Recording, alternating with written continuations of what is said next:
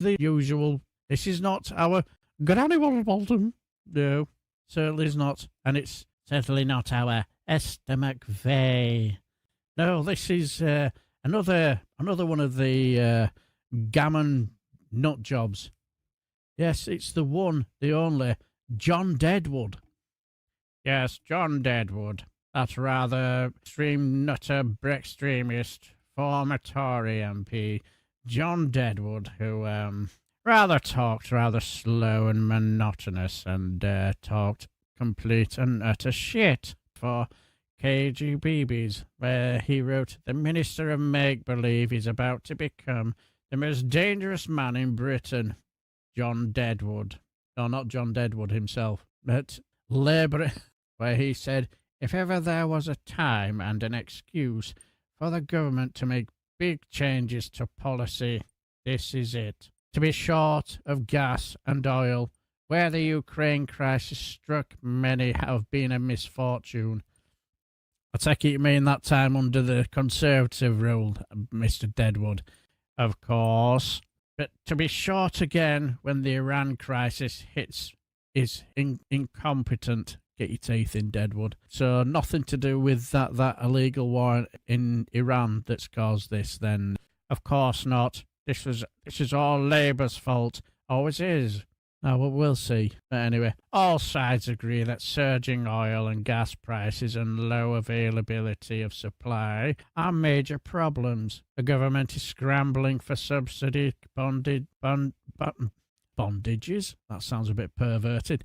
For subsidy bandages to offer to the worst affected by the high prices. The truth is, we are all affected by the high prices, and the state cannot afford to help us all out again. Public spending is too high already, and high state borrowing is causing further upward moves in government borrowing costs and interest rates. All sides have to accept that for the foreseeable future, the UK is still going to need plenty of gas and oil to fuel factories, heat homes, and power vehicles. The issue should be, how do we ensure we have access to enough of it, and how do we help keep the prices down? I think we know where you're heading here on this, Mr. Deadwood. Of course, the government, in the person of Ed Miliband, yes, Red Ed, lives in a make-believe world. Not like you when you were talking about Brexit. Of course not. Brexit was still a wonderful idea, even though it went to a different school that I went to. He thinks just a few more wind farms will solve the problem while we wait for the much-delayed nuclear power plants. This crisis should jolt him into reality. Electricity only covers 1/5 of our energy requirements. Present level of renewables manages just 10% of our total energy needs across a year. And on days where with little wind and no sun, leaves us almost completely dependent on fossil fuels. Yeah, where the days with little wind and no sun nonsense. I'm sure I've heard that somewhere before. And also, when it comes to fossil fuels, doesn't the price go on the international market and all that sort of stuff? Of course not. You're making lies up. You're making total lies up constantly. Well, we'll see. But anyway, do continue, Mr. Deadwood. Most of us rely on electricity for our lighting and domestic appliances, but turn the gas on for heating and put petrol in the car. Can I say, Mr. Deadwood, you know, when you speak, was it your charisma that your wife found attractive? Of course, she didn't call me Mr. Charisma for nothing. Factories make steel, ceramic, paper, glass, and the rest all need gas. Mr. Miliband needs to see that the dominant uses of power needs fossil fuels. Look at him there. Our Mr. Deadwood. Doesn't he look like somebody you trust with your last 5 pence, don't he? Not much. All but one of our current nuclear power plants are scheduled to close over the next 5 years, leaving our nuclear contribution well down, even after allowing for the one new plant to come on stream at Sizewell. Mr. Miliband is going to need those smaller nuclear plants he dreams about to replace lost capacity, and in the meantime has to fill the gap closures will create. Mr. Miliband keeps telling us that if we got more of our own gas out of the ground, it would not lower the world prices. There is no world price. Gas delivers down a pipe from a UK field to a UK customer is cheaper than imported LNG, which has to include all the costs of turning it into a liquid and back into a gas and the extra transport costs. Do you know what? I can just imagine if we had one angry pagan in the chat, and everybody else who's very environmentalist, they'll be absolutely screaming down at the screen at our Mr. Deadwood here. But anyway, do continue, Mr. Deadwood. Thank you, DB. The US supplies its own gas down a pipe to its own customers at a fraction of the price charged in the UK because it lacks the capacity to export more in liquid form at higher prices. The UK has no capacity to liquefy and export domestically produced gas. The UK lacks gas storage, and like many European countries, that made sense when we produced our own gas earlier this century. Our gas fields were our gas stores, and we could sink another well to turn up the gas. Today, Miliband's crazy policy is not letting us get more gas out of the fields, means we need much larger gas stores for import to help us overstocks in world supply. Jesus Christ, Deadwood. How much longer are you going to go? The minister stays paralysed by inaction, as if this were not a problem. Producing our own oil will have less impact on world prices, given the volumes, though every little extra helps. What it would do is give the government a big increase in tax revenues. It will raise business investment and create more well-paid jobs for UK employees. Why is the Labour Party, the original party of the working man, so against more jobs in the UK and so in favour of oil jobs going abroad? The UK needs the Prime Minister to announce not just a few temporary subsidies of the worst off facing a big increase in fuel bills, but a whole new energy policy. Getting more of our own gas and oil out would boost growth, generate tax revenue and jobs, and start to fill the gap between what we need and what we produce. The UK and the surrounding seas lie above big gas and oil fields and stores. We need to tap some more. Doing so would even reduce world CO2, as our own gas produces so much less CO2s than imported LNG.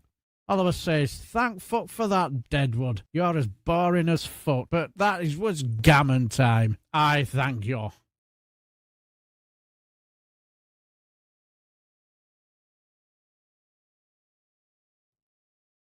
Hello?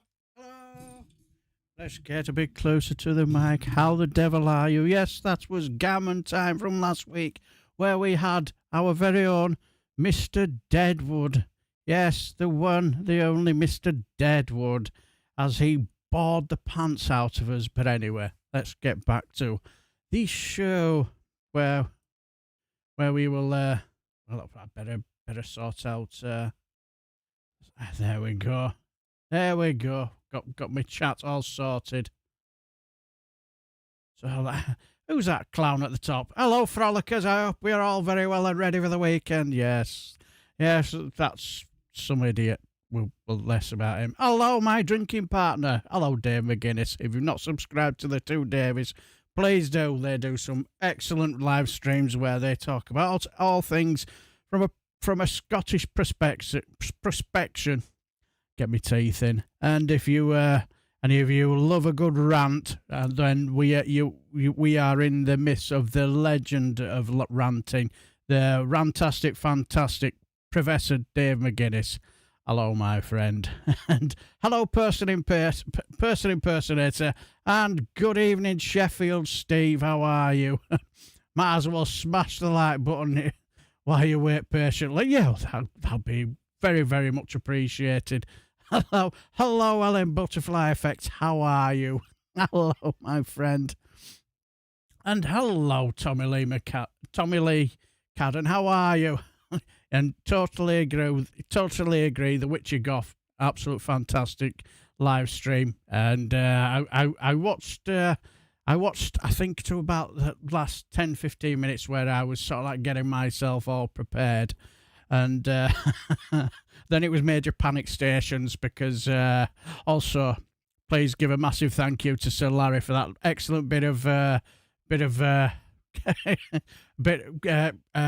animation, you could say, because that was absolutely hilarious. Had me in hysterics with the snoring and with the the farting.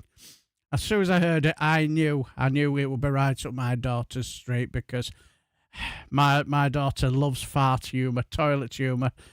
Nothing has her fallen on the floor in a absolute trembling mess of laughter than a good long noisy fart.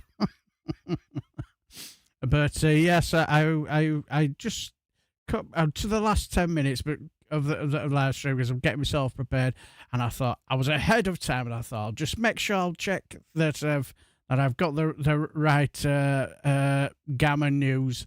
And it turned out I had put the wrong one in. I put the one from a couple of weeks ago. Being the tit I am, so it was mad rush stations. Right, get it all sorted, find the right one, get the right one in, and in the end up I were only a minute late, so I cannot really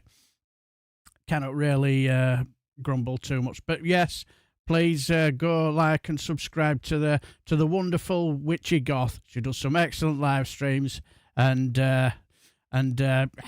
she and she's very, very intelligent and very knowledgeable as well.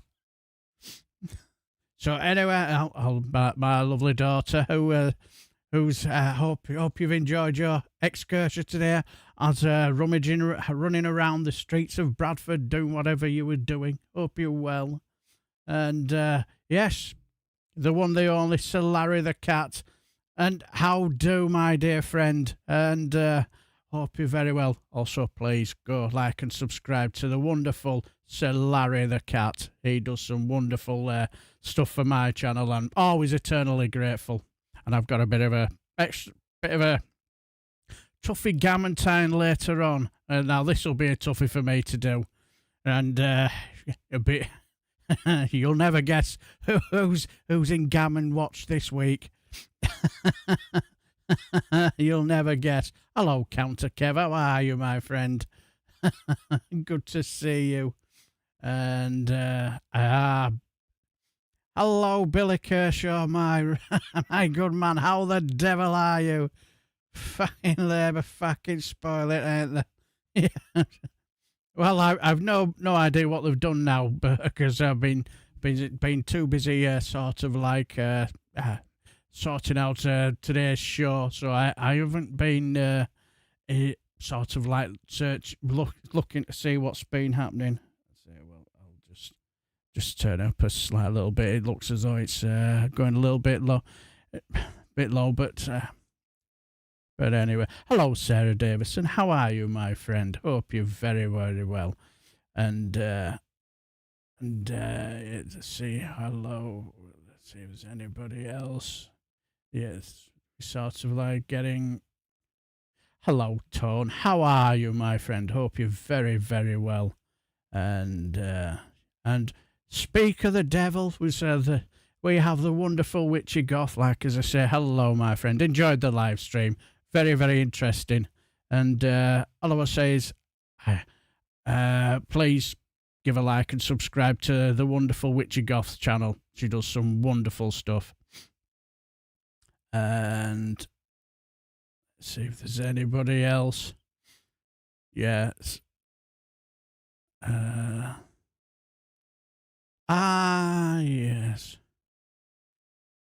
Yes. Say to all who watched this afternoon. Yes, we thoroughly enjoyed it.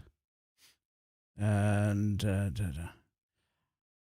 so the one thing with this chat, it's handy, but then all of a sudden it decides to do a jump on. Just about read a chat, and then it just suddenly just jumps. It's bloody annoying. But anyway, I'm just trying to get back to where I was. Yes, I suppose I'm around here. Yes, it's annoying when it does that. I'm just about to read somebody's. Hello, Leapshin. How are you? Good to see everyone. How are we all doing tonight? I'm feeling pretty meh. Yes, as per always. So what's with the badly dubbed Kung Fu movie? I thought it looked rather, what you could say, rather sci-fi with them pointy ears. One thing you can definitely say about our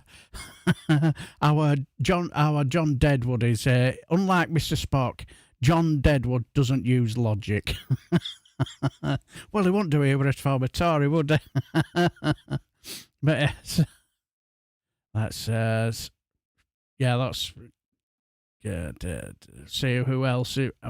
Hello, Doc Davis. How are you, my friend? Good to see you. And we have the one, the only, the legend that is, the man that never sleeps, the man who's the master of all moderating, the superb, the superb spanner, the one, the only, our Alistair. Hello, Viper Scott. How are you, my friend? Good to see you. Give a massive thumbs up to my moderators, be it our Alistair, be it Jow, or be it Man Bunk. Couldn't do this show without them. Really, really always there for me when I need them. So wholly appreciative of them for everything they do. And let's see who else. And I get the feeling we're probably in the hello, wake up and smell the rosemaries. Hello, my friend. Hope you're very, very well. And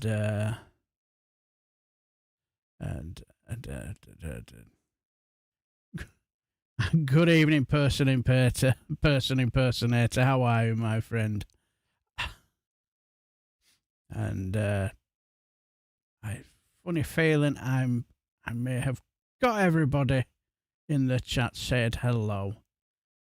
And if I haven't, please let me know, and give me a good stern thrashing and a telling off if I haven't. But anyway, welcome to my... Oh, just in the nick of time. Hello, Gordon. How are you, my friend? How good to see you. And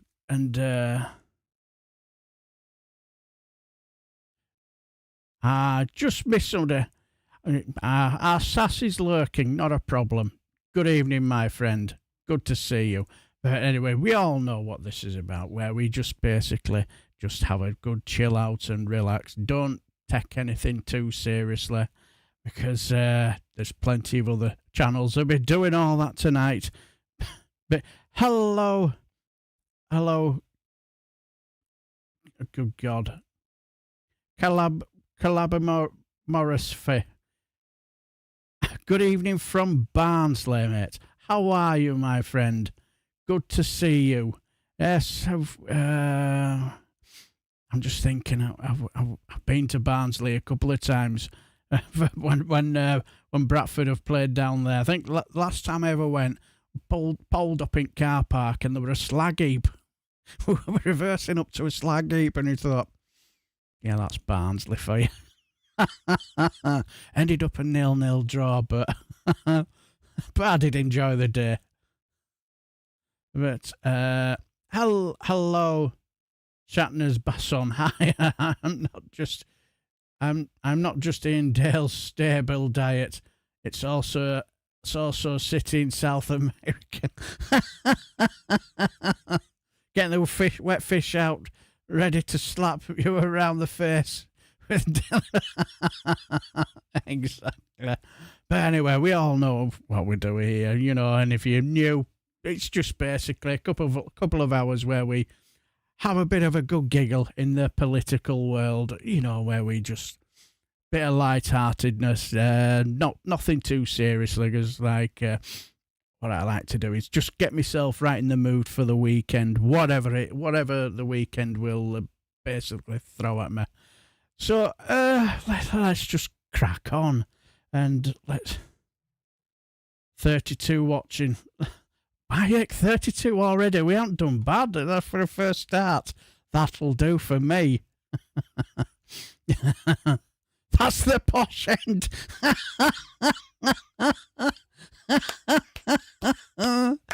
Yes, certainly is. But yes, the home of Kate Rushby, one of my favourite artists. Love her music and singing. Great artist. But anyway, let's pop on. Let's cock on with this. Right. Let's just say that. Yes. Let me. What do I need? Yes. Here we go. Yes. Guess who? Just guess who was on the guest list for the question time, for this week's question time at Clacton. Well, of course it had to be the one, the only. Welcome to Question Time. On the panel, Nigel Farage, leader of Reform UK, who is also MP for Clacton, controversial Reform UK party leader Nigel Farage. Nigel Farage, the toad-faced MP and Reform UK leader, human Toby Jug and general shit-stirrer Nigel Farage, and finally Nigel Farage, national arsehole and leader of Reform UK. Welcome to Question. Yes, you could say our Nigel Fragile stole the show, didn't he? He absolutely run rings round everybody at Clacton and showed the reason why the people of Clacton made a perfect choice in their MP to represent them. What's that? What's that? He was never there. He didn't turn up. Wow, no. Well, slap my thighs and call me Mary. What a shocker. I'm so surprised. You would think that given the opportunity, this is his given the situation that it's his constituency, and he has probably got more appearances on Question Time than Fiona Bruce and the rest of past Question Time chairs put together. You would think he would have he would have been there like a flash. No, not a no. Our Nigel Farage, our Nigel Fragile, you could say if he was in the Holy Grail, he would be Sir Robin the Brave, wouldn't he? Yes, what a shocker. He wasn't there at all. Yes, Farage wasn't there. Wasn't there. Who would have guessed? Yes, all trying to out Farage, yes. What's this? Ooh, are you making soup, Gordon? Are you making soup, or is it just out of a tin? Just out of interest. One of the things I always used to enjoy doing is making a potato and leek soup. Especially with a King's potato. Beautiful. But yes, absolutely. I'll try to. Oh yes, liked Fiona's intro there. Absolutely. I think that's the first time I've ever seen her speak the truth. That should have been with Prime on, who won in danger during sipping tea. think Jumper has been negotiating with himself again. Yeah, we'll get to that later on. Maybe he was going to be on, but he got lost on the way. Yes. Well, yes, it is difficult, you know. It is one of them difficult problems, you know, when you're representing your own constituency, to get lost on the way.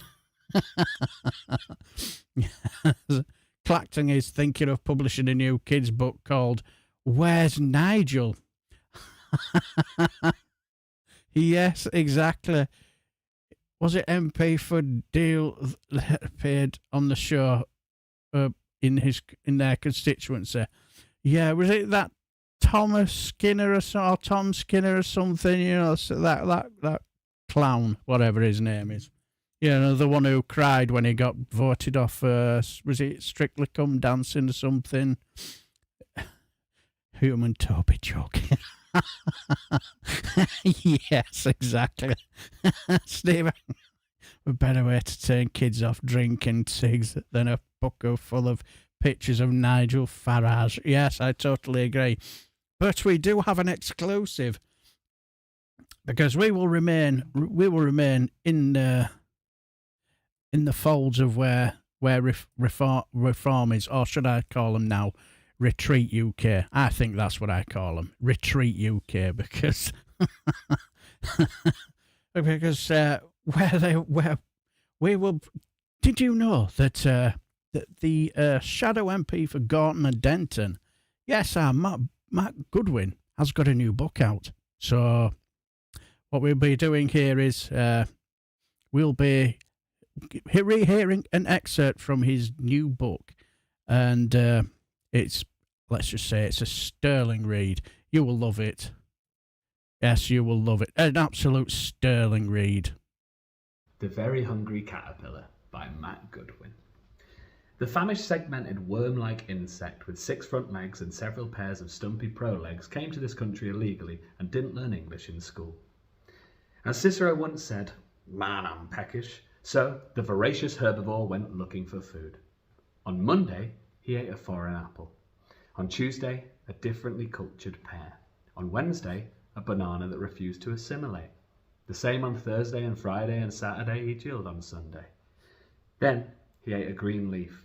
Green because all the food in Britain is now radically left. Then he took up living space from native English people by making a cocoon and eventually turning into a colourful, beautiful and magnificent butterfly, which is terrifying.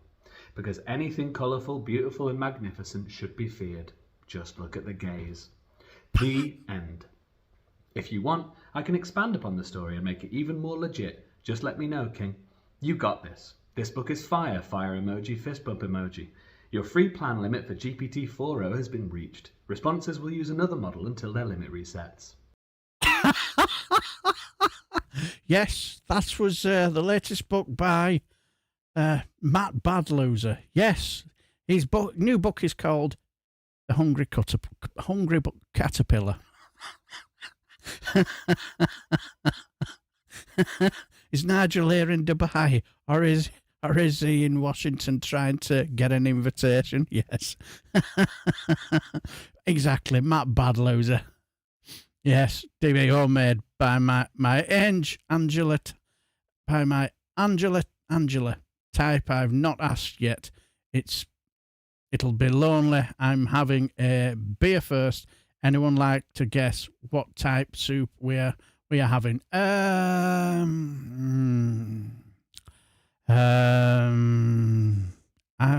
just go with Old Faithful. A vegetable. I know it sounds boring, but it's one of my favourites anyway. But yes. Yes, Thicko Skinner, yes. Yes. So, hungry caterpillar. Good evening, John Kilgallen. How are you? From 1:30 in the morning, Hong Kong. Hello, my friend. Oh, good to see you. So, Tone says minestrone. I don't mind a bit of minestrone as well. So it's not vegetable then.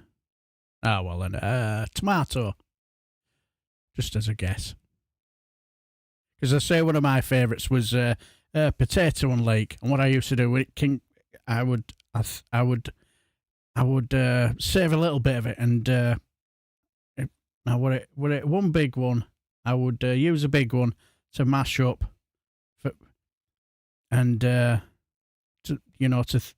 cut up and then throw it in my soup and then mash it up.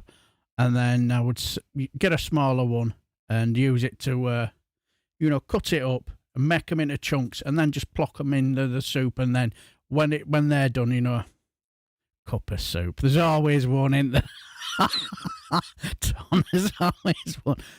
And I would, it's caterpillar munching on the right side of leaf. Very much probably.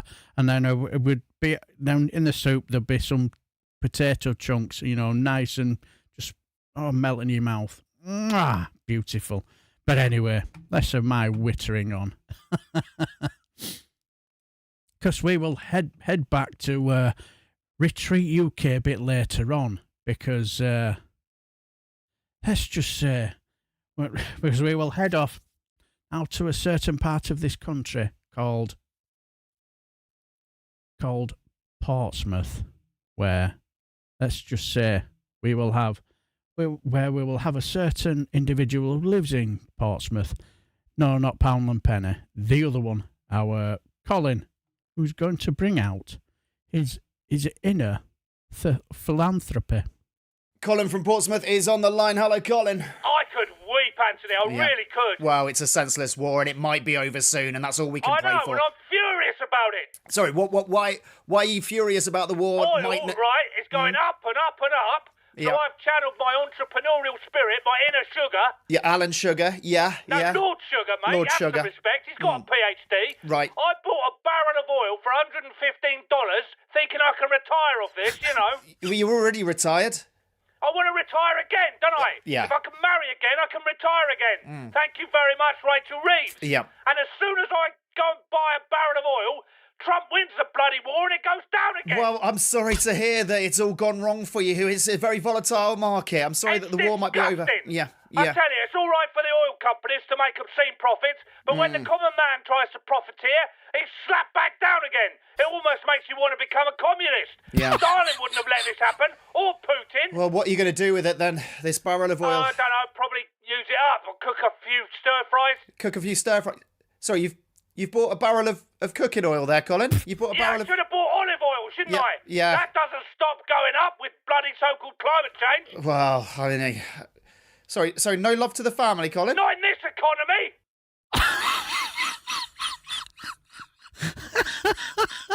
Yes, not in this economy. So it turns out that wake up and smell the rosemary's got it. Potato and leek. So I should have stuck to my gut instinct and said potato and leek.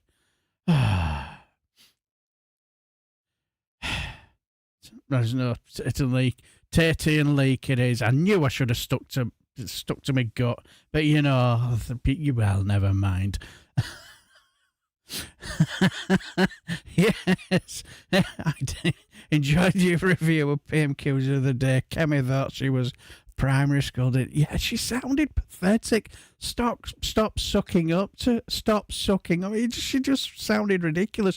The only thing I would say about, I think Kia needs to stop continually using the you ready to go head first into the war for every question, because I think it could soon get a bit boring and people will lose interest. But you never know, because I think he's got plenty of other material he can attack her on as well. But Marsha, I get the feeling that's the way he is, really. He's very wooden in it. But yeah, she did look like a bit of a pathetic, spoilt brat.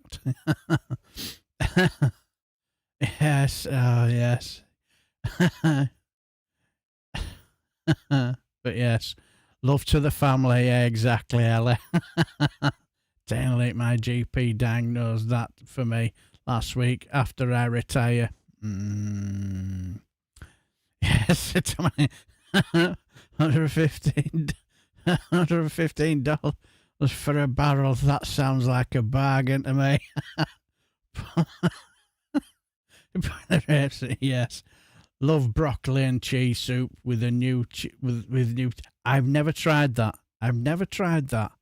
Wake up and smell the rosaries. I might just have to.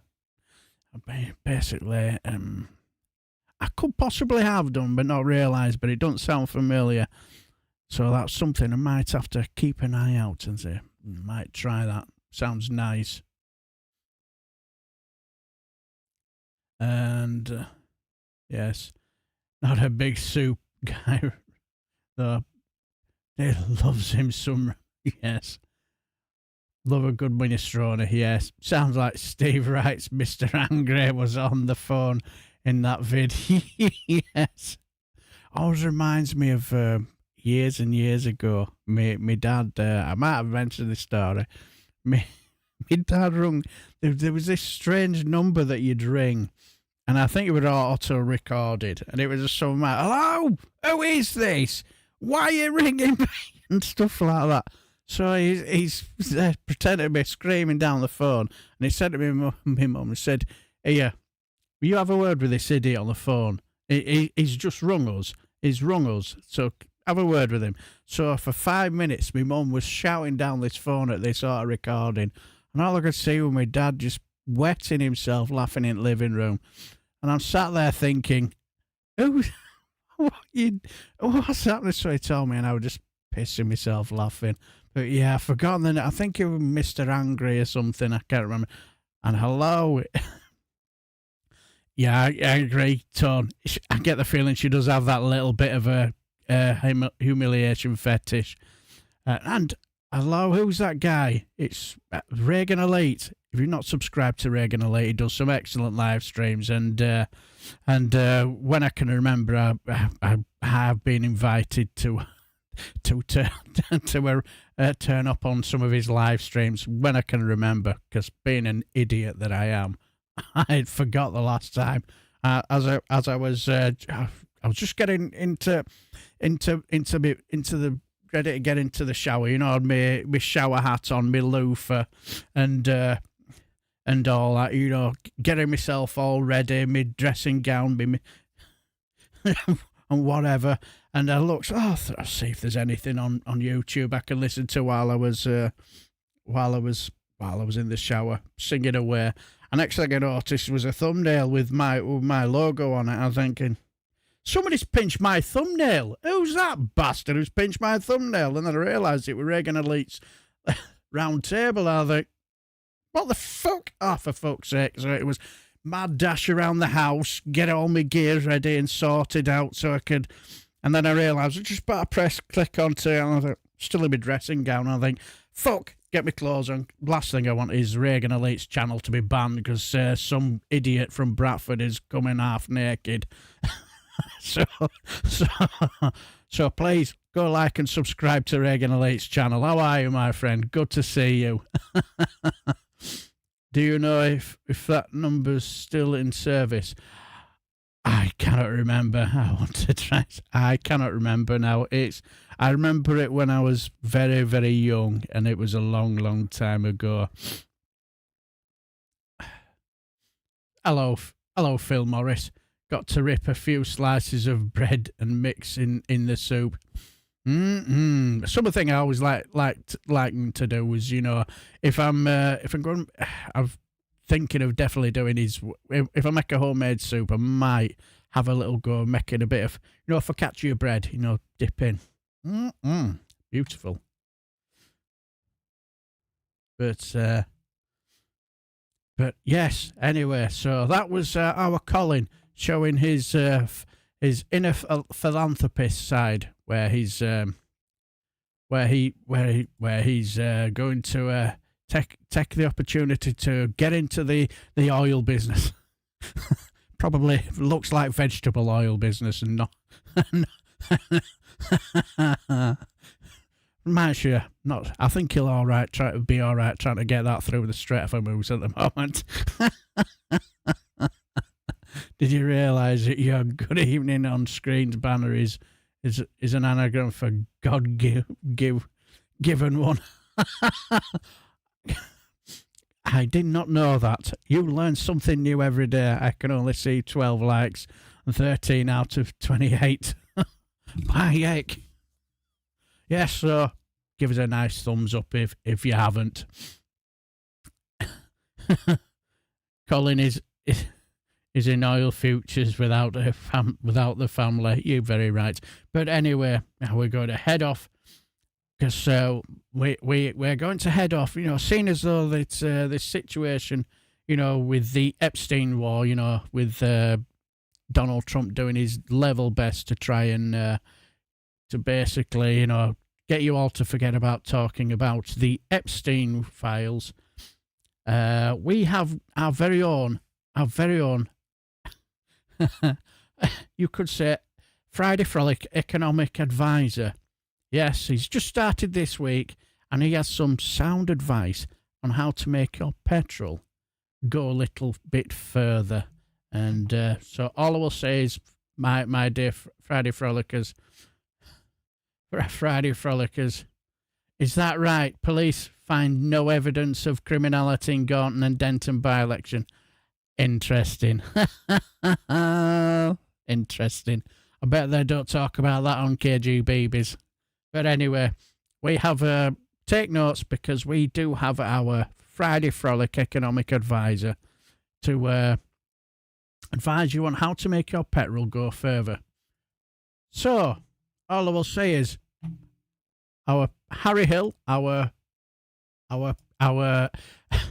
economic advisor, how do you plan on, what's the number one advice you give to make your petrol go further in this fuel crisis?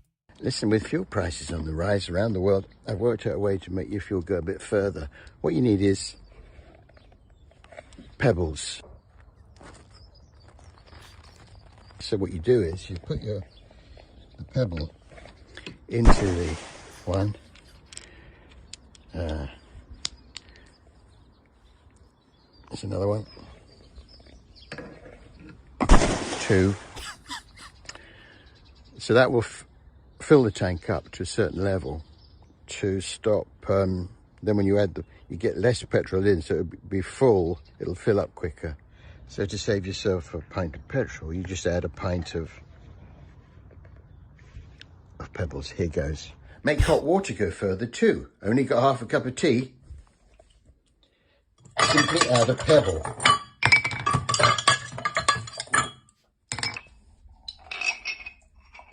Lovely tea.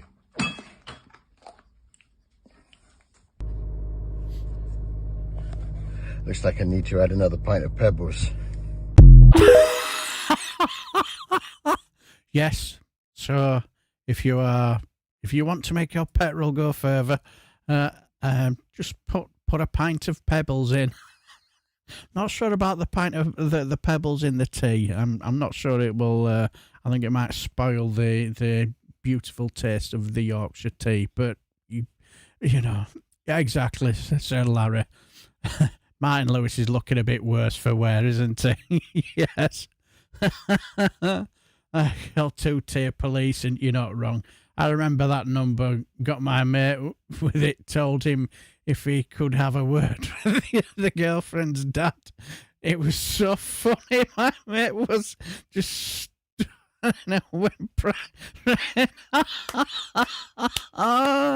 yes, my mum were at it for a good solid 5 minutes, screaming down the phone, and then she slammed the phone, face of thunder, sat down, and all my dad was just pissing himself laughing, and she said, "What are you bloody laughing at? Not bloody funny." So when he told me, she went, "You sackless sod, you why you," and threw a cushion at him.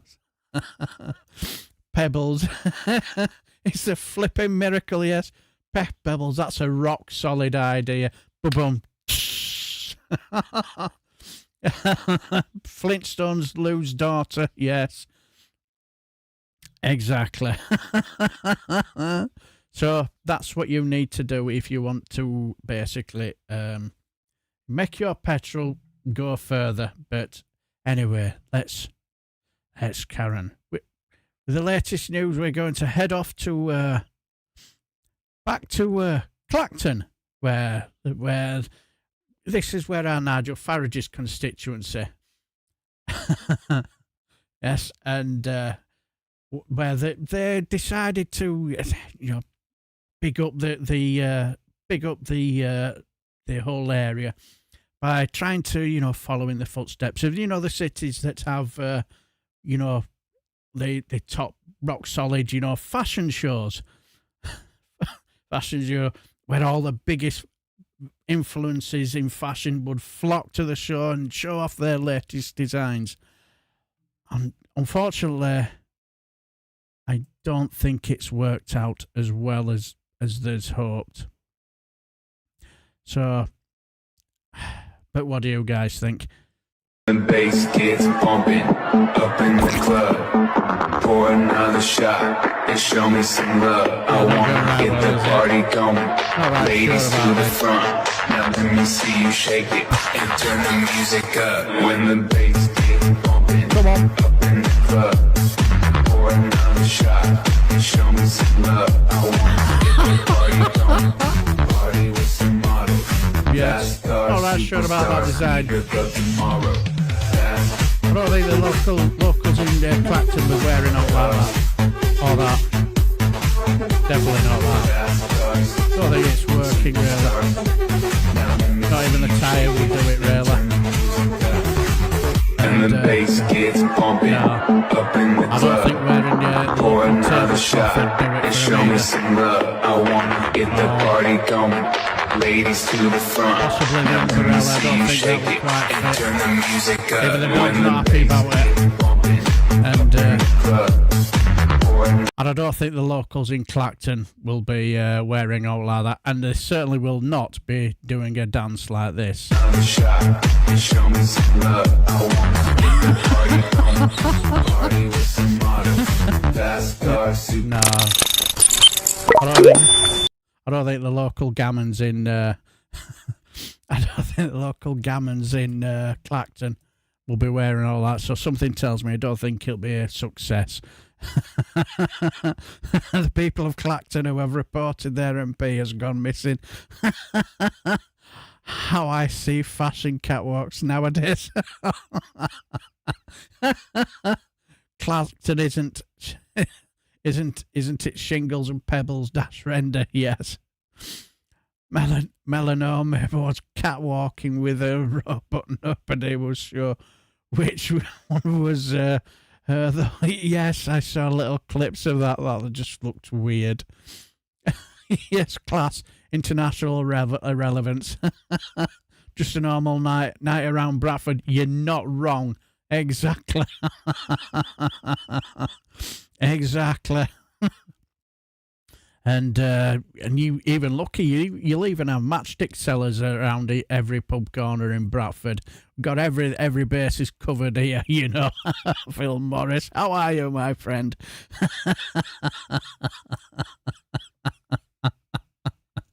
Yeah, so yes, that was Clacton's attempt to try and copy Paris in when it comes to the fashion. Not sure it really took off, really, but at least they did try. But anyway, let's Bradford After Dark and a few pints. Oh, you're not wrong. You're very not wrong. You're not wrong. I'll yes, especially in some of the select areas. oh dear, you certainly. Oh, we have some very, very select areas. I'll give you that. Don't know why, but I'm on an anagrams this evening. Anagram of Nigel Farage. Engage or fail. Yes. Clacton upon Sea twinned with St. Petersburg. Yes, I totally agree. So anyway, all I will say is that now we're going to have this serious conversation where we are going to now listen to the leader of the free world. Yes, the one, the only. Yes, our Donald Trump. The war should have been over by now. But we're having a lot of problems around the Strait of Hormuz. The Strait of Hormuz. And the big problem with the Strait of Hormuz is that it's not straight. Did you know that? I didn't know that. It's very not straight. Because there's a piece of land that sort of kinks out into the sea, and all the ships have to sail around it to get out. Actually, it should be called the colon of Hormuz. And right now, it's blocked. Everything's backed up. Not great. And it reminds me of when I had bad indigestion, very bad. Probably the worst indigestion ever in history. Yes, so when it comes to the Strait of Hormuz, it thinks about his stomach. And my doctor showed me an x-ray of my colon. I've got a great colon, you know. Tremendous colon. Wonderful colon. But on the x-ray, my colon looked just like the Strait of Hermes. Except it didn't smell as good. It was blocked. Bad stuff queuing up to get out. So I had to have a colonoscopy to clear the blockage. It was a great colonoscopy. Probably the greatest colonoscopy in history. Yes, the greatest colonoscopy in world history. The bigliest one. And it cleared the blockage in my Hormuz. What a relief. So now I'm asking countries around the world to help the U.S. clear the blockage in the Gulf by performing a multinational colonoscopy on the Strait of Hamas. Now, this would be an operation using overwhelming force being performed on an unwilling patient.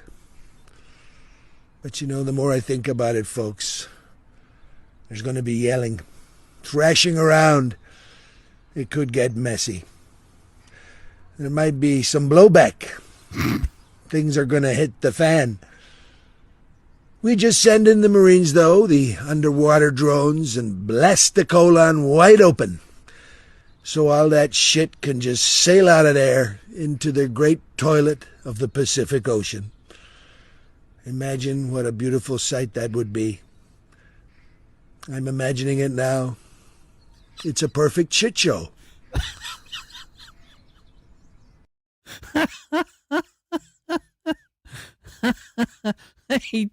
All I will say is he does a fantastic Trump impression. It looks like a younger Jack Nicholson, particularly with that smile. Yeah, I can see where he come from. Cover the minds with nappies. Exactly.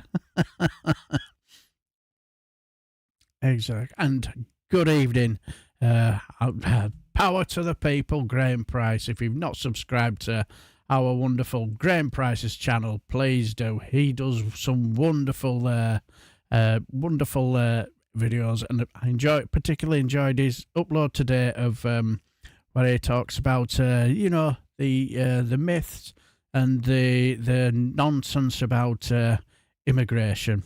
Thoroughly enjoyed it, and I've got a bit of an idea of a video brewing in my head about why it's pointless to even try and debate with a Farage fan or a Donald Trump fan. It's just an idea bubbling in my head, and I'm going to get and I might just be tempted to get on with it sometime, maybe later on tonight. Who knows? Actually, it depends on how I feel. If not tonight, definitely be tomorrow.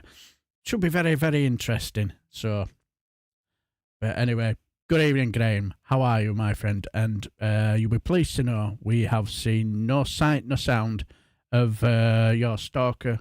Grab a waddle bottom. Nowhere in sight yet. Say yet, but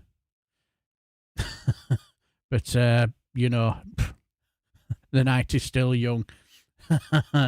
But yes, please go like and subscribe to our Graham Price's wonderful channel. Does some brilliant videos, especially when he does five reasons why so and so is a twat. And just out of interest, Graham, when it comes to all these reasons for who's been a twat, do you write them all down and then you rip them up and put them in a hat and then pick out 5? Because if you try and name them all, you'd be there till the month of Sunday, wouldn't you? But anyway. So, yes. But all I'll say is now you can. You can thank your lucky stars because more defectives coming your way at 2 p.m. on Sunday. Make a note of that, my friends. On to Larry the Cat as I do a bit of mic dancing with my mic stand. I do apologise for that horrible sound there. Please make a note, 2 p.m. on Sunday, more defectives coming your way. But you lucky devils, you will now have a Friday Frolic exclusive where we get one of our Friday Frolic reporters, to ask a question about how the negotiations are going with Iran for peace over the Epstein wars. And as you can tell, it didn't go very according to plan. Yes. Mr. President, Iran's foreign ministry says you're not telling the truth when it comes to productive conversations to end the war. Well, they're going to have to get themselves better public relations people. We have had very, very strong talks. We'll see where they lead. We have major points of agreement. I would say almost all points of agreement. Perhaps that hasn't been conveyed. The communication, as you know, has been blown to pieces. They're unable to talk to each other. But we've had very strong talks. Mr. Witkoff and Mr. Kushner had them. They went, I would say, perfectly. I would say that if they carry through with that, it'll end that problem, that conflict. And I think it'll end it very, very substantially. I have to say that's a cracking side eye looking at. We have very much in mind our partners in the Middle East. We've had great relationships with a lot of them, as you know. A lot of them were surprisingly hit, and I was surprised to see it, and so was everyone else. But we have they're very much in mind in the discussions. I don't know about you, but when I look at Witkoff there, he has that. It's not like when he's looking at the end of his nose. Look, you know, it kind of reminds me of that gunner out of Spaceballs. You know, who made that man a gunner? I did, sir. Do you remember that film Spaceballs? Cheers for that, Alistair. Yeah, links in the chat for I'm sure they're all of our wonderful friends who make fantastic creative uploads for you to watch. But yes, it kind of reminds me of that gunner from Spaceballs. So the discussions took place yesterday. They went into yesterday evening. They want very much to make a deal. We'd like to make a deal too. We're going to get together today by probably phone because it's very hard to find a country. It's very hard for them to get out, I guess. But we'll at some point very, very soon meet. We're doing a 5-day period. We'll see how that goes.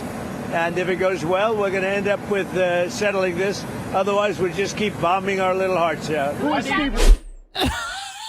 Yes, we're going to keep bombing our little hearts out.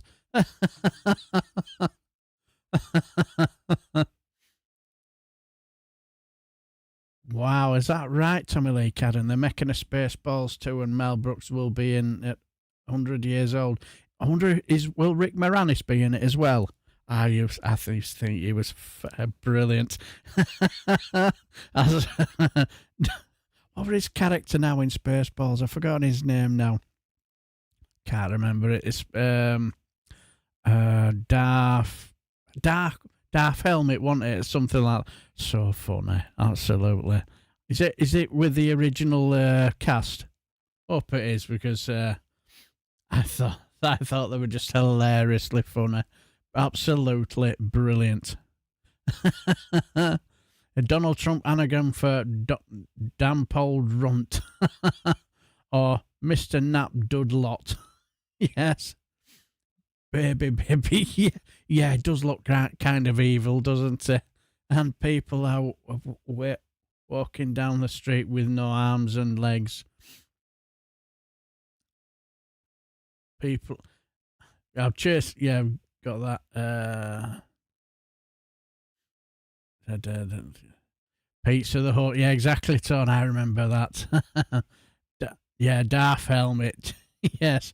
blessed little heart's a minor miracle for the orange buffoon. Absolutely, completely agree. But yes, as we. Oh, cheers for that, Alistair. Yes, also Reagan Elite's channel is in the chat for you to so go head off there and get liking and subscribing. Dark Lord Helmet, and yeah, he's gonna be in it. Same with Bill Pullman. Out, yeah, I'm trying to think of his. Yeah, trying to think of his name. Yeah, Bill Pullman. Yeah, and his son Lewis. Yeah, the only one who won't be in it will be John Candy, sadly, won't it? He played an excellent Barf.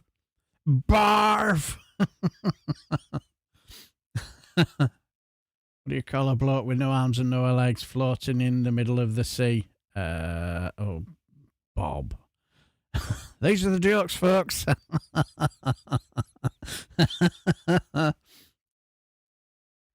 Now we head off. Now we're heading off to find out the latest problem with our Donald Trump and his now relationship, or lack of relationship, that is now deteriorating with his allies. You know, like NATO, and yes, Max's channel is on at 8:30. So the link's in the chats. So if you want to sort of like copy and paste that, do whatever, and head off over there when it's head off over there when the time arrives. And hello, Indy Duckmill, how are you? Bugger being in Scotland 2 hours and autocorrect goes naughty. Are you in Scotland, my dear friend? Good to hear that, my friend. As I say, I'll be heading over there, on May the 11th, and I'm not sure what day that falls on. But if it falls on a Friday Frolic, I will make sure I will do a live stream before Friday, because I tried to record one, before it was supposed to, a couple of days before, and then set it up for Friday, then only to find that it was stopped because for whatever reason. So I will do it. I will do a live stream. If I'm setting off on a Friday, then what I will do is I will do a Friday Frolic on a Thursday like I did before. Problem solved. So yep, I'll be heading to Scotland on May the 11th, and really looking forward to it. But anyway, we're going to head off to hear from Donald Trump's side of why our President of the United States, aka the big baby that is our baby Trump, his side as to why the friendship between America and NATO has totally deteriorated. Take it away, Donald Trump. Hi, Donald. Say, why the long face? My friends are being mean to me. Well, what did they do? They won't help me with the Strait of Hormuz. Donald, what on earth were you doing all the way over there? Started a war. Well, what'd you go and do that for? Seemed like a cool idea at the time. Felt cute. Might delete later, kind of thing. And why aren't your friends helping you? Because I told them they weren't my friends. Because I told them they had to give me a lot of money if they wanted to be my friends. Basically told them, go off and die. Well, Donald, I think there's a valuable lesson to be learned here. You see, friendship is a two-way street. There comes a time and everyone's... Boring. I'm going to go look at my ballroom. Oh, Donald, what kind of mess will you get us into next? Baby Trump, Yes. Yes, so when it comes to our Donald Trump, he's not into being sort of like seeing friendship as a two-way street. No, it's his way or nowhere. And is that right, my dear friend? You're going to Scotland the same day as me. Oh, now that is interesting. That is very, very interesting. Let's say we're heading around the areas of Falkirk, and we'll be getting all sorts of itinerary places where we'll be visiting. So I don't know where we will be at that time, but if there's ever a chance we can meet up, that'll be very, very. I would really like that. But if it's not possible, then we will see. Then, unfortunately, what we'll do, we will get in contact. Hopefully, we can maybe meet up, because I'd really like that. But yes, Edinburgh March tomorrow for independence. Yes, I thought I heard a little something about a march this week. Yes, and good afternoon, Jow. How are you, my friend? Yes, if you're not subscribed to Jow's channel, he does all sorts of wonderful material, all from a Portuguese perspective. Regan is stalking you. Well, if he's doing that, he's doing it through doing the power of meditation and pure luck. Unless he's got a camera stuck in our room and can hear all our conversations. Yeah, we'll see what we can do. How we'll be with family. Oh, nice one.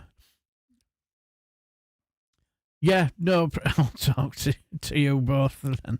Yeah, no worries. Everybody's fine. Jow, hope you as well. Yes. So yes. So that's what his idea of allies is, for them to be subservient to him, do as he says, or else he's going to have an almighty strop. Almighty strop. But yes. But anyway, now let's go for a bit of a safety ad campaign now, a Friday Frolic safety ad campaign, where you see all them adverts, where we're always looking for pick you both up to get together if you want to. Well, I suppose it depends on where we are, Alistair. Regular, he's under your bed. Hang on a minute. Regan, what are you doing underneath there? You've been under our bed all that time. Yeah. Disgraceful. Yes, he's under our bed, is our Regan. Disgraceful. All them nights where we thought me and my wife were alone. Little did I know. Never mind. But yes, we've always got them adverts, where we're basically trying to yes. Where we will have to, we're always basically trying to find ways to protect our homes, our possessions and all that. Well, the number one, there's no better, you could say, protector from intruders and people who want to do us harm than man's best friend. And let's just say this dog is no different, or you could say has a little bit of a problem with a certain intruder outside their home.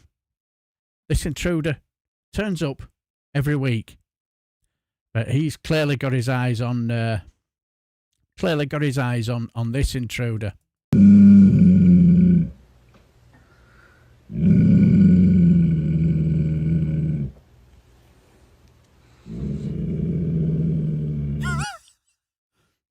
Yes, somebody's clearly outside our house.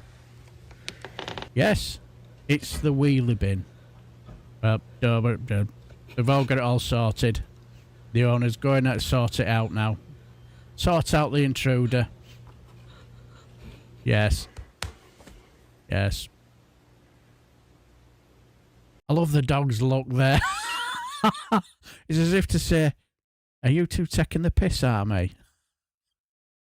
Yes. So that's that problem solved until next week. Yes, until next week. Yes. It's Larry Dickman.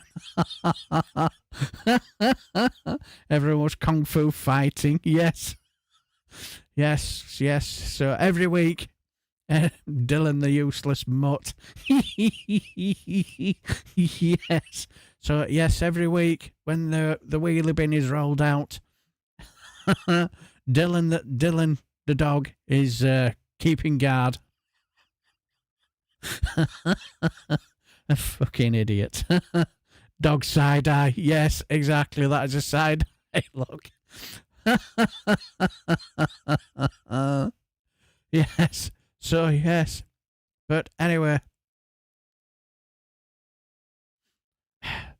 Speaking of Dylan the dog and Sir Larry, we're now going to head off down to number 10. Number 10, because clearly our Sir Larry has been causing trouble again. Yes. No wonder the Labour Party and Sir Keir and is making mistakes and getting things clearly wrong, because for the simple reason they're not getting enough sleep because of our Sir Larry's antics.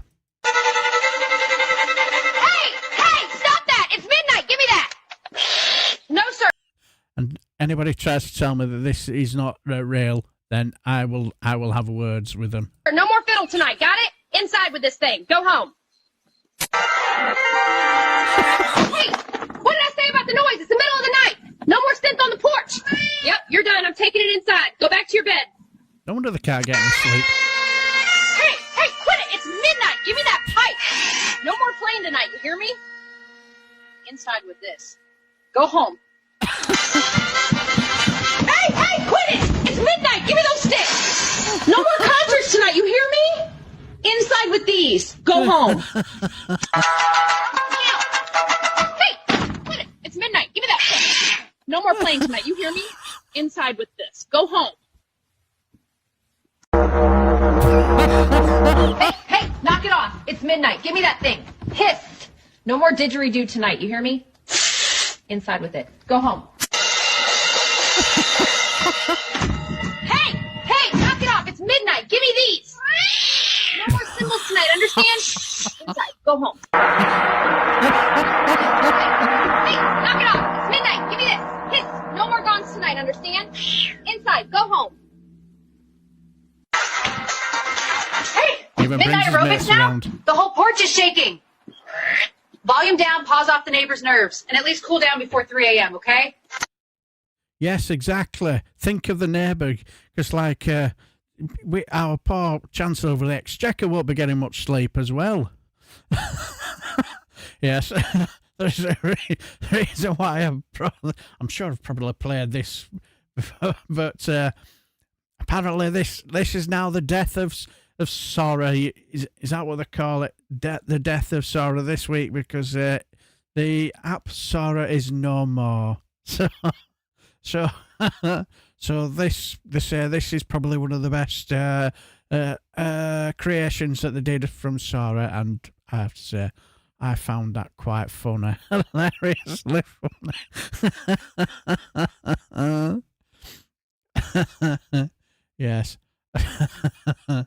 And I will say, anybody who tells me that is AI, I will not believe them. It's clearly true. We have a multi-talented mouse catcher in number 10 called Sir Larry, showing he's more than just a mouse catcher. But anyway, right. Well, let's see if I can get this one sorted. shouldn't be a problem, but all I will say is, doesn't always end this way. So I'm going to try and get this sorted. Now, Bereford. Does it work? It very possible. Ah! Yes. Yes, as you can may guess, it's fucking gammon time. Yes. Cat videos, even I always make me laugh. Yes, exactly, Joe. They're just brilliant. So, yes, we've done all sorts of gammons, like we've had Granny Waterbottom. Yes, and we've had Evil Hester McVeigh. And we've even had John Deadwood last week. It's none of the above. This is going to be a difficult one. So, but when I saw it, I just had to. I had to do this because I may not get the impression right, but the let's just say the article is so unhinged. I just could not resist.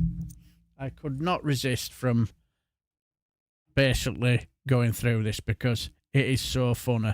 But before I do, I'm just going to do this.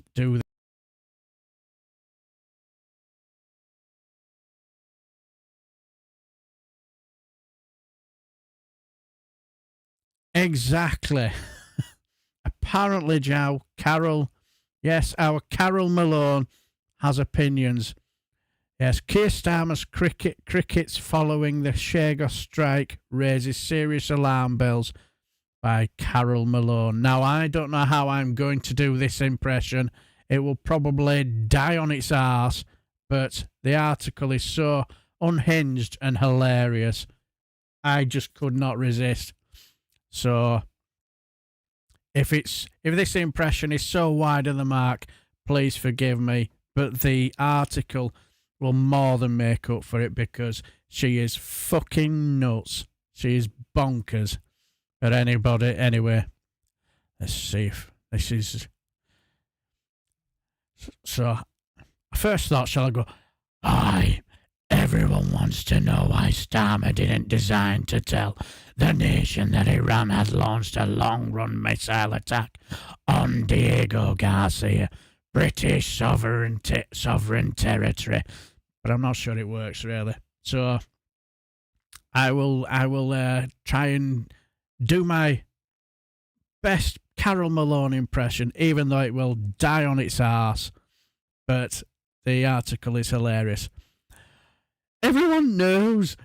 Everyone wants to know why Starmer didn't design to didn't deign to tell the nation that Iran had launched a long-range missile attack on Diego Garcia, British sovereign territory. Has anyone considered the possibility that he didn't even have a clue that it had happened and that he, along with the rest of us, learned about it from the Wall Street Journal? Carol Deep Throat. Yes. I'm not even joking. Thanks to the pathetic Labour government, Britain is nowhere near the top of its military game. Actually, scrap that. We don't even have a military game anymore. So nothing to do with 14 years of Tory rule and gruel then, Carol. Absolutely not. On top of that, we have a Prime Minister who has alienated both Israel and Israel. So why would they let him know what's going on? And just think what might happen now if Iran tries to hit Diego Garcia again and we ask the US for help. Well, the thing is, why would you want any help from America? You know, with friendly fire. You know, when everybody, when because like when America starts firing, everybody ducks, don't they?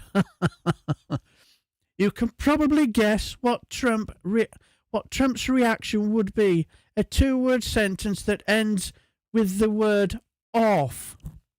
I wonder what she means. What do you mean by that?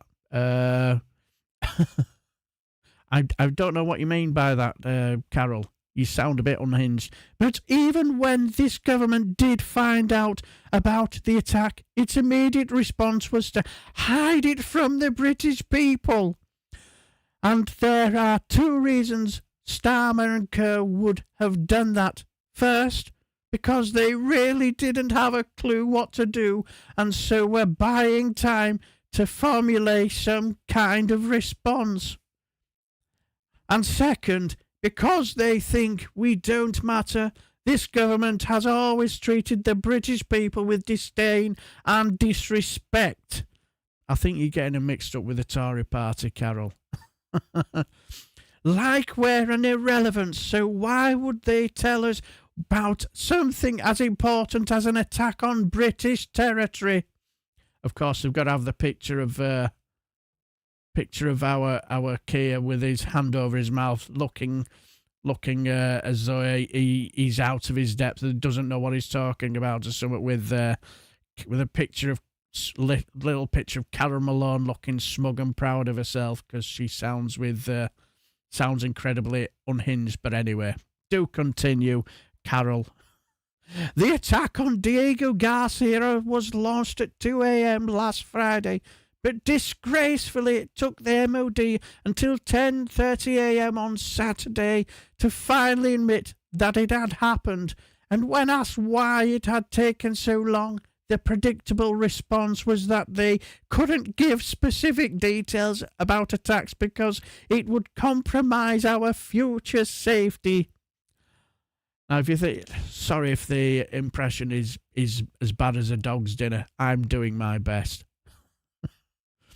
Which is bullshit, for we don't have a response, so we're going to hide behind this old chestnut. Starmer's primary role as Prime Minister is to protect the security of this country, and everything that threatens that the British people need to know about pronto. A government that tries to cover up this kind of danger doesn't have our best interests at heart, only its own. But what this cover-up screams aloud and clear is that it is this government's DNA to lie. It's in this government's DNA to lie. For weeks, we've been told that Iran didn't have the capability to hit Britain, and now it turns out it may very well might have. Yet Starmer had ministers out all weekend saying it just wasn't possible. Calm down, Carol. Calm down, Carol. No, we can't. It's Armageddon. It's Armageddon. Get under your tablecloths and whatever and hide. We're all going to die. Even today, he's been still parroting the line, a line he also told all of his ministers to trot out, that there is no assessment to substantiate that suggestion. Even today, he's... I'm so hysterical, I'm even rereading the same line. But who do you believe, Israel and Mossad, with its world-renowned intelligence network, who say Iran absolutely does have the missiles to hit us, or that deadbeat Starmer who doesn't know which way is up? Until recently, it was thought Iran's missiles had only a range of 1,240 miles. Now we discover it's up to 2,400, which puts both Diego Garcia and London within its range. Run for the hills, run to... Calm down, Carol, calm down. Yes, you're quite right. Quite right. Luckily, one of the Diego-bound missiles fell short of its target and the other was intercepted by the Americans. But what the hell are we going to do if it decides to launch a direct hit on the UK? Because even though Starmer insists this country can protect itself, I don't believe him. For once, our once great military might is now in the toilet. We have one operational warship, which is now in Cyprus. And unlike Israel, We don't have an iron dome to fend off incoming missiles, so we're sitting ducks. We have systems and defences in place that keep the United Kingdom safe, says Starmer. Nope, not buying it. And neither does Mark Almond. What, the former singer of Soft Cell? What's he got to do with defence? The defence situation, defences. I think. Are you right in your head? No, not him. You fucking idiot! Director of the Crisis Research Institute in Oxford. All right, sorry. He says the plain truth is there is next to nothing this country can do to prevent a multi-raid stage Iranian rocket from hitting us. We would depend on American missile systems stationed around Europe. But the problem with that is that Starmer has insulted, alienated and offended the one man who could authorise those systems to protect us. So think about it. We wouldn't hit... Why wouldn't Iran hit us? Unlike the US and Israel, we can't hit back, and even if we could, wet wipes like Miliband and Cooper would talk Starmer out of it, just like they talked him out of letting Trump use our air bases. But make no mistake, Iran has us in its sights. Just last week, 2 Iranian spies were arrested trying to enter the Fastline nuclear submarine base in the River Clyde. Or on the River Clyde, should I say. Don't interrupt, DB. Why does Starmer think they were... What does Starmer think they were doing there? Tickling trout? Whether Starmer admits it or not, the threat of Iran is real. It's terrifying, and it's upon us. Then this is no time for him and the cabinet of Muppets to be playing silly beggars. Yet even now, they're still telling us all not to worry because Iran is no real threat. And yet again, they're lying. In times of war, good leaders tell their people the truth. They don't treat them like vegetables by keeping them in the dark. Starmer has done this lot Iran thing wrong from the start, and all he had to do was, at the beginning, was give Trump the use of the 2 bases he asked for, but he didn't. Not the one man. Now the one man who could protect us is so angry with us he might not. So now if a bomb goes... Calm down. You're on the big crescendo, Carol. So now if a bomb does come our way, we're up to the creek without a paddle. And that's thanks to Starmer. And that's gammon time. I thank you. Fucking hell.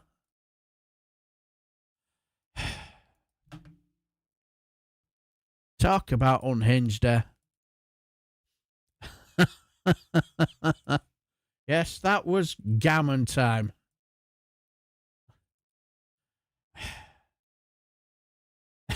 This was a decade ages.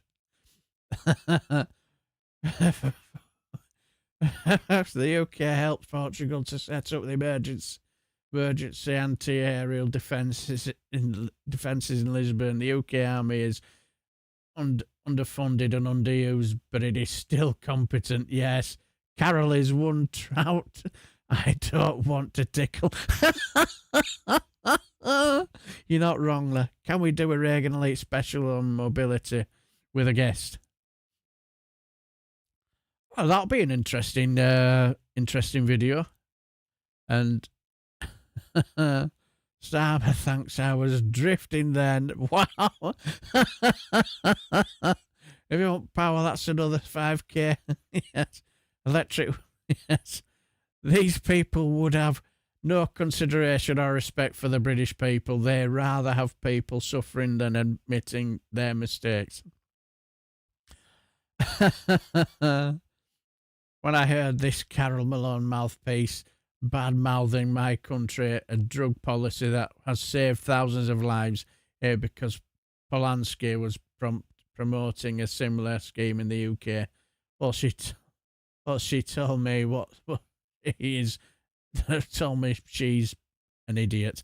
you're not wrong. You're not wrong there, Joe. She is an absolute moron. And I sometimes wonder why people give her the airtime, because she's an idiot.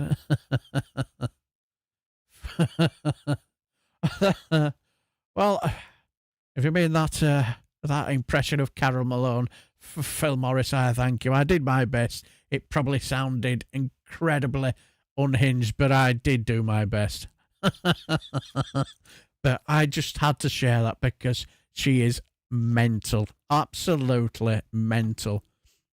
And speaking of other people who are absolutely off the wall mental, yes, as Chris, we're heading across the pond where we will see. We've heard the story of that ICE have now moved into airports, to cause chaos and cause mischief and all that. Well, let's see what you could say the MAGA crowd think of all this. Will they be happy with the queues and the long waiting, or will they just say, yes, Trump is making America great again? Well, let's find out. Yes. This line is so long. Honestly, the longer lines are better. You want long lines because that means they're actually checking for security. I've never felt safer. And my legs are feeling a nice burn, which means I'm getting a workout. So Trump's making America great and healthier again. 6-hour wait? Thanks, Trump. What are you complaining about? This is what greatness looks like, and you're too stupid to see it. Honestly, I hope the line gets longer. Because I'm a true patriot. You can't rush freedom. In some countries, these third world countries, you can just walk right onto a plane. That's chaos. So much for no new wars. Hey, Trump didn't start a new war. There were already tensions happening in the region. So really, this is like a war sequel. $5 a gallon is actually great. Trump's playing chess. Attention passengers, boarding for Dallas, Texas is now closed. Isn't that your flight? Yeah, good. Good. I'm glad I missed my flight. That's just a small price to pay for freedom, and it's much better than having a woman president.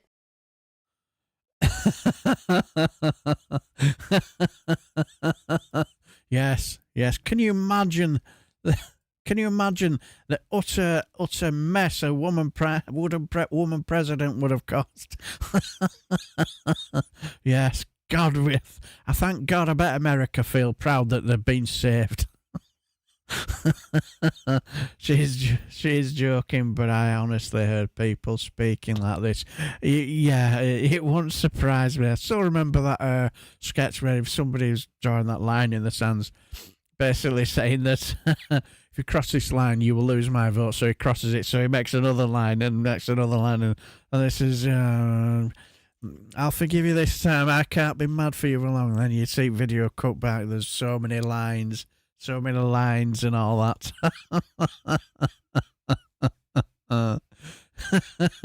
So yes, that's what MAGA think about the extra, you could say, chaos in America now. When it comes to the airport and the longer queues now, ICE are where ICE are sort of like causing their own trouble at airports now.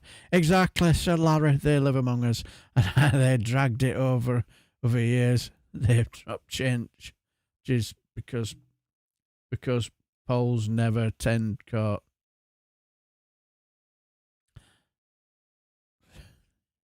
Yes. I heard some MAGAs saying Trump is the saviour bringing the return of Christ to earth with the apocalypse. Oh dear. Yes, I can imagine. But anyway, yes, you're in for a massive treat today. Yes, you've had a number of Friday Frolic exclusives. Well, you are. Count your lucky stars. We've got another Friday Frolic exclusive, where we get a little sneaky peek of the actual negotiations between the US and Iran on the Strait of Hormuz. Now, this is serious stuff, my friends. Yes.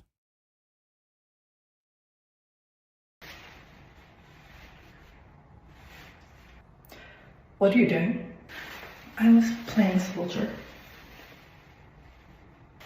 It's my understanding you wish to speak. For you to open the strait. It's open. Nothing blocking it. Right, but it's scary. It's scary. Okay, well, you have 48 hours. You have 48 hours. 48 hours to do what? To open it. Yes, that was when apparently that was going to be hell and fury was going to be rained down. Well, as I said, it's open. So, I was thinking, maybe we could run it together. The strait, we could run it together. But I already run it. But like you and me could run it together. But I already run it. I ran and continue to run it. Yeah, but I could help. No, thank you. Well, then you have 5 days. Mm-hmm. That many. To open it. Yes, so now we've moved on from 48 hours to 5 days before fire and fury is reaped upon you now. 2 minutes ago, I only had 48 hours. I was being magnanimous. 5 days. Isn't that when your soldiers arrive on that ship?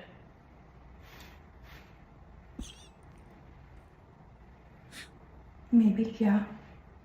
Well, if that's it, I guess I'll be going. Perhaps you should stop playing soldier and find a different game to play. Oh. Yes. Yes, so it moved on from there. And then, let's just say, after that's failed, his second tactic. This is how he plans to carry on with the negotiations. Hello, Iran. This is President Trump. Ooh, hello, Mr. Trump. Let's make peace, make peace. No, no, no. No way. If you don't accept peace, very bad bombing. Very bad. Okay. Okay, give us 5 days to think. Okay, deal. 5 days. Hello, Iran. This is President. Yes, that's his new plan. That's his new negotiation tactic to basically talk to himself. Yeah, exactly, Graham. That's brilliant. I've heard that Trump has sorted out the fertilizer shortage. Yes, by basically just basically shitting in a bucket and selling it. Well, that's entrepreneurship for you, isn't it, from our tiny hands? Exactly, 40 hours has turned into 10 days now. It's not going to do anything, mind you. Those are the famous last words. No doubt somebody will clip that up.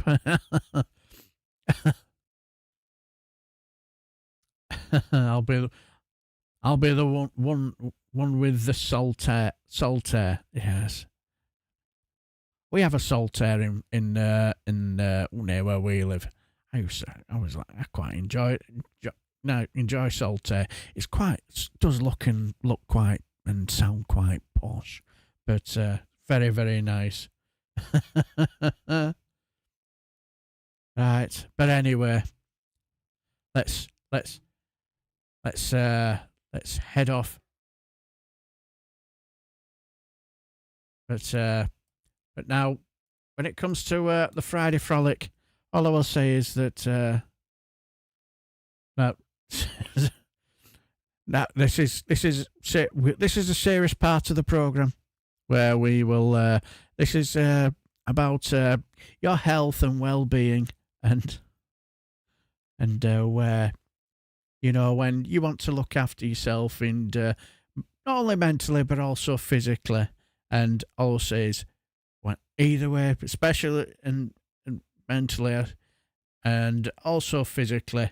Make sure you seek professional advice, especially when it comes to bodybuilding, because you may end up looking like this. Yes. That's what happens when you decide to do one half.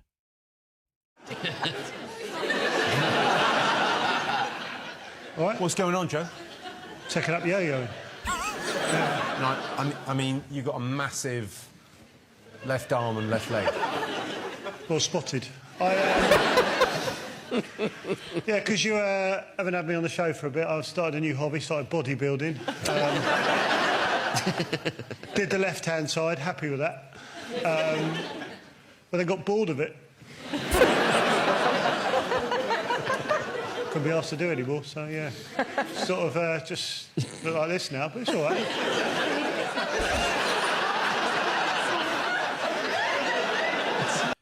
Now you strike a pose there. I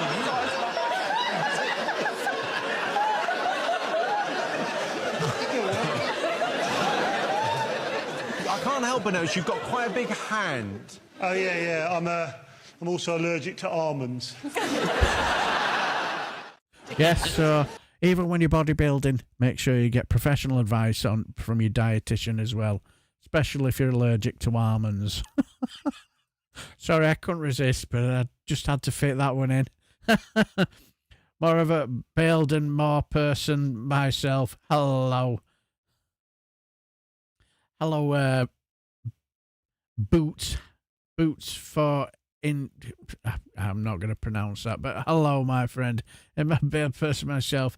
Although the walk through salt air and ride the trams is fun. Yes, I don't know whether the tram is still there, but I still remember getting on it. It was probably one of the highlights of me youth when I was a kid. Get on that tram. I do not see his left ball. But yes, I don't know whether the tram is still there. It's kicked the marzipan, yes. But yes, so all I will say is when it comes to the bodybuilding and dieting, make sure you seek professional advice. And hello, Hassan Hussein. I still see you are giving all the right-wing wing nuts a piece of your mind on Twitter. Keep up the good work, my friend. Hope you're well, my friend. Hope your family is very, very well as well. So anyway, that was how not to do bodybuilding.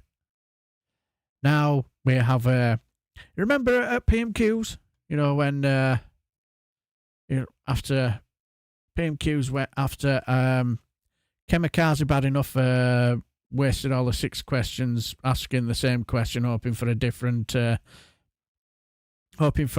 reply, and then we had our very own Nigel Fragile decided to release his inner Basil Fawlty as well and mention the war. Yes. He hopped it to some sort of conference to where he hopped it to a conference where he explained the reason why he decided to you could say to leave PMQs early.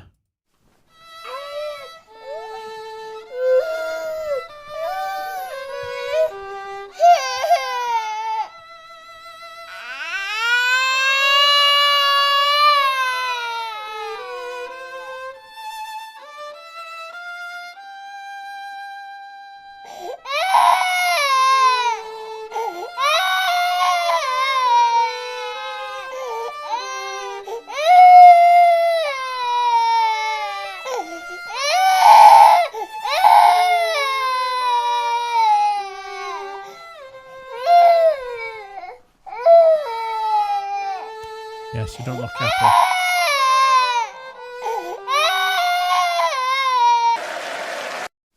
Yes. Yes. Shot herself in her first two questions. She certainly did, Jow. Son of saying. Yes. Yes. Yes, and yes. Cheers for that, Billy Kershaw. Is Ed Thompson? Will he be doing a show at 7:30? Yes, exactly, Alistair. Yes, spot on. I couldn't resist. I did a little bit of a. I did a bit of a. I couldn't help myself. I did a bit of a piss take, and did a little bit of a short on it for today. You know, for fits and giggles. And let's just say that. Let's just say yes. Our Zaya Yusuf. He also decided to have a bit of a strop as well.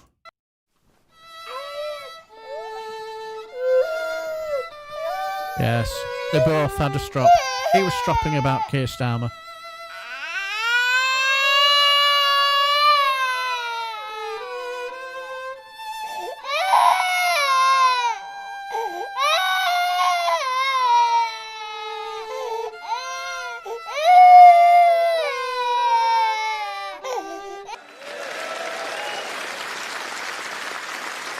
Look at all the gammons. Yeah, see all the gammons there. Yes. Sorry, it's... Yeah, I know it's not mature, but I just couldn't resist it. But we will let's look... Yes, so it is on at 7:30. So when we're finished here, hopefully in good time for you to crack open a beer, get your popcorn out, and to be right royally entertained by the one, the only Ed Thompson at 7:30. Yeah, that'll be Indy. That'll be Indy Duckmail. That'll be Max's live stream at 8:30. I don't know. Yes, on every talk show, he doesn't even have a seat. Yes, Blazer never has Farage sounded so sane. Thank you for that, Jow. I couldn't resist, but we also, you're quite lucky. You now have a Friday. You have another Friday Frolic exclusive, because we managed to get our Friday Frolic cameras in on at PMQs at the moment. At the moment when let's just say the Reform walked out, and believe me, it's not a pretty sight. There you go. They don't look happy, do they? Yes. Yes, he had Nurse Ratchet and Honest Bob and Dunning-Kruger effect in tow. Yes, ready to walk out. Yes, we all know it's all a one-man band. Yes, he's not happy, is our Nigel Fragile as he's walking out. Yes. Yeah, exactly. Cheers for that, Graham. Yeah, Indy Duckmail, yeah.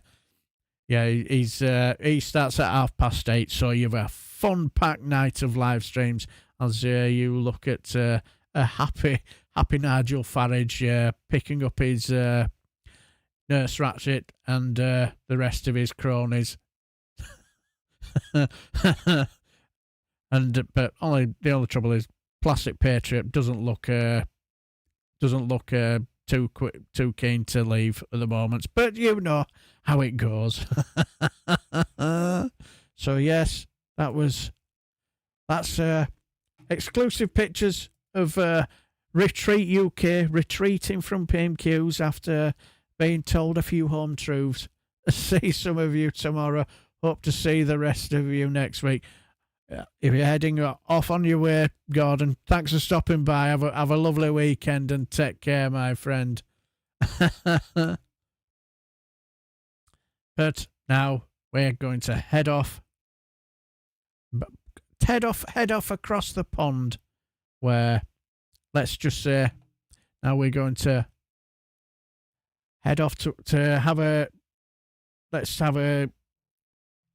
let's just say we're going to head off across the pond to get an exclusive from.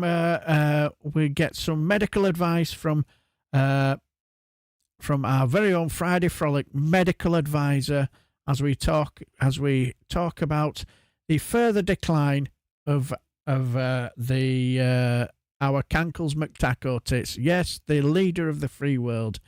And let's have a round of applause for the one, the only Maggie Reed. Hey, Donald buddy, it's time for your weekly check-in. How you doing? Terrible. Double terrible? Why's that? There's a lot of problems. A lot of problems like? There must be something wrong with Trump. Are you forgetting things again? It's getting worse. Okay, let's see what's going on. Why don't we take another dementia test? A cognitive test. Okay, we can call it a cognitive test, if that makes you feel better. Hey. Okay, I'm just gonna ask you some simple questions like, what is your name? No clue. You don't know your name? It's just such a ridiculous question. Okay, moving on. What animal says woof? Tiger. What do we wear on our feet? Bags. If it's 8 o'clock, what time will it be in 1 hour? 3 o'clock. Can you name a fruit? That's it. That's the easy one. Okay. Thanks for that, Alice. Yes, the Bing podcast there's a link in there for the Bing podcast if you want to learn everything that's going off in America with Bing podcast, which stands for Be Informed. Please go to that link and please go like and subscribe. Okay, name a fruit. And. Okay, moving on. What's 1 + 1? Can you help me? I can't help you, buddy. You got to do this all on your own. 1 + 1. Who knows? Okay, next question. Birds fly in the... Water. Donald, what has 4 wheels and drives on the road? It's a rowboat or something. Okay, I'm going to say some words. Repeat after me. Person, man, woman, camera, TV. Person, man, woman, camera, TV. See this pen right here? This pen is an interesting example. It's the same thing. Try and focus, buddy. What is this called? Nobody knows. Nobody has any idea what it is. It's called a It's a see-through. You know what see-through means? Okay, next. What year is it? Okay, what comes next? Monday, Tuesday? Potatoes. Can you count backwards from 10? It's not possible. Okay, moving on. Where are we right now? I don't know. It's a mental institution. Okay, what do you do first? Wake up or go to sleep? Donald, I wasn't telling you to go to sleep. Wake up. Feeling sleepy? Was that too many questions? Too much, way too much. We're all done with the test. Those were complicated. They were, huh? Very, very tough. Okay, bad news, Donald. You scored a 0. A 0? Yeah, you failed your cognitive test. Trump was right about everything. You didn't get a single question right. I don't care. You know what comes next, right? What is it called? The 25th Amendment? Yeah, the 25th Amendment. Well, we don't want... You are completely unfit to be president. This is very sad. Well, only for you. What's happening? Aw, did you forget already? It's okay, we're all done for today, buddy. Just go back to sleep. Yes. So now I've been hearing a couple of rumors now. What you guys might be able to basically say whether it's true or not. That one or two Republicans are basically saying to JD Pants, the couch shagger, you've got to do something. Get rid of him. You know, it's like the 25th Amendment. Get him removed because he's embarrassing. Now, I've heard one or two little things going about whether it's true or not. I don't know, but that'll be interesting. Do you think they will do it? Yes. Yes. I'm sorry to hear that, my friend Steve Binning. Yeah, that is. I'm still here looking for laughs. I'm sorry to hear that, mate. I hope. Well, I would say speedy recovery, but you're not exactly going to regrow a leg, are you? So that'll be. That's going to take a lot of getting used to. So my sympathies for you. But hope things improve for you. And good to see you. At least you're here. Hopefully we can in the last 5-6 minutes we can give you a couple of laughs. So yeah, rumours about that. Yes, so I have. So what I've been hearing, there is a certain amount of truth to it. So interesting. So right. All I will say is.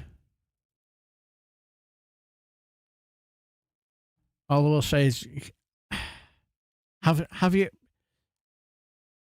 when you've got a new car, you need to check, make sure everything, tires, you need to check for tires and engines in tip-top shape. There is nothing that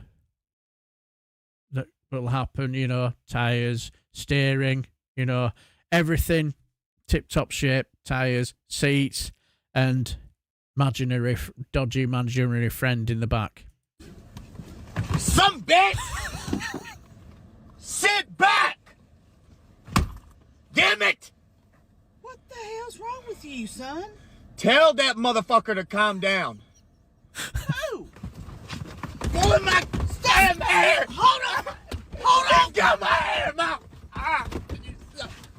God. Ain't nobody back here! What's the bet in these to a Trump supporter? Get back in the car! Gosh, they're gonna get in the front seat! Get back up here! Oh, gosh. Are you alright? Gosh.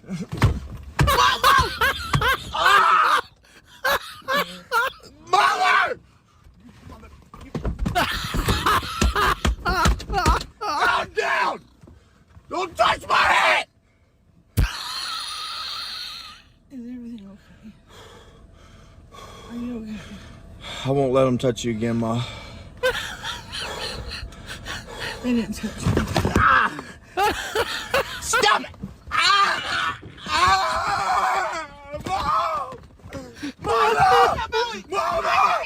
Mom! Let go of her hair! That's enough! Him! Leave him alone!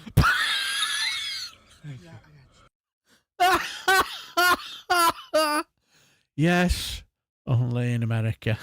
And also, when it comes to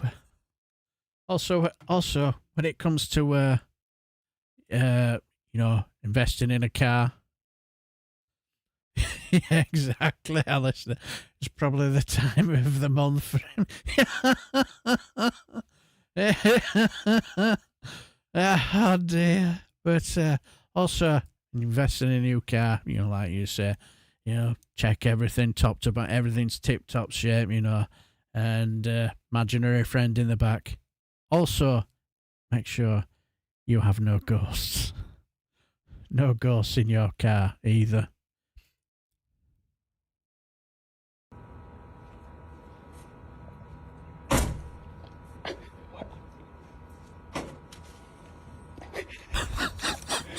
Got this back.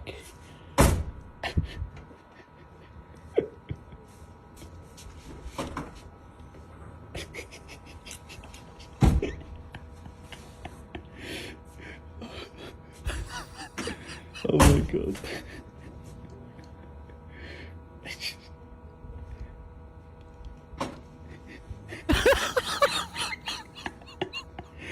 Oh.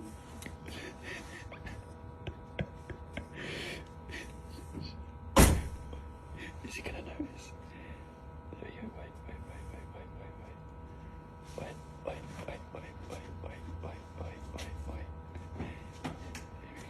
Here we go.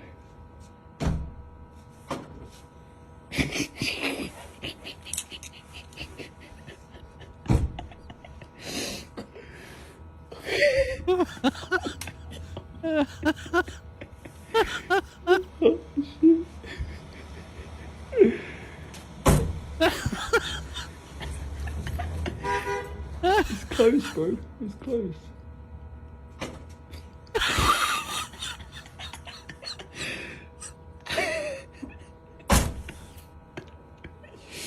Oh dear. Wait, let's wait for him to get in. Let's wait for him to You get cruel in. bastard. Wait.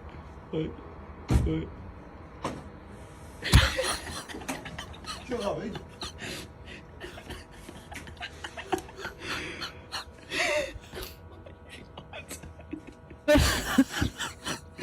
Wait.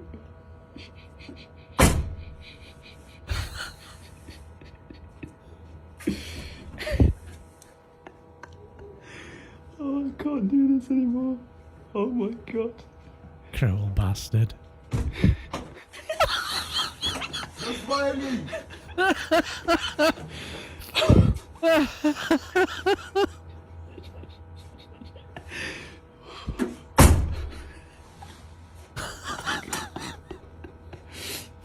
No way.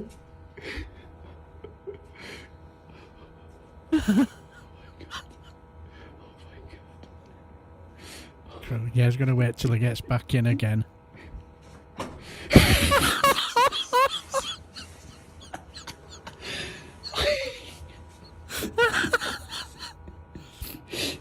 Friends like him, who needs enemies, eh?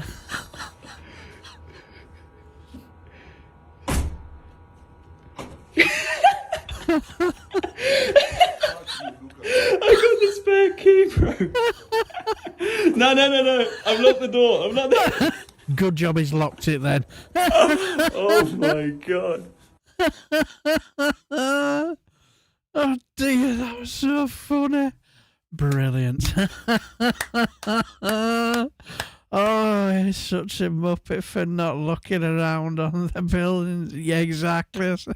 Yeah, I could hear you giggling away, God's lassie. I could hear you giggling away. Exactly, Counter Kev. Not so Top Gear. Oh dear. Oh, I'll say. That was so funny. I remember watching that. I was giggling away. Cheers for that. But before we go, let's have one more for the road. Let's have one more for the road. Let's have one more for the road, where there is a new craze sweeping the nation. I'd have lost my temper and started kicking.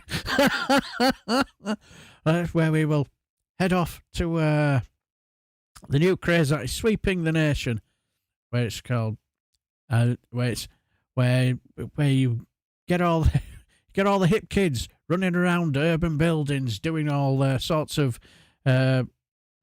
somersaults and this, that, and the other. I've forgotten what it's called, but this is what, when it comes to the young kids doing it, unfortunately, this is what us old people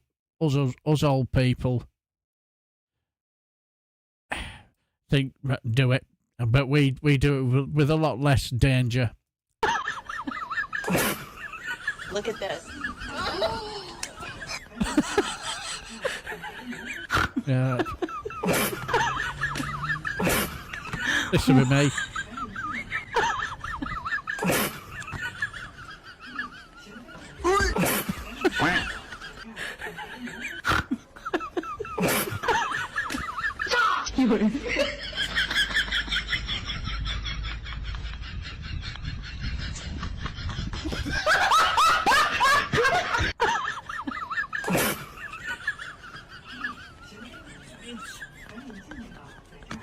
Yes, this will be me. That definitely won't be me.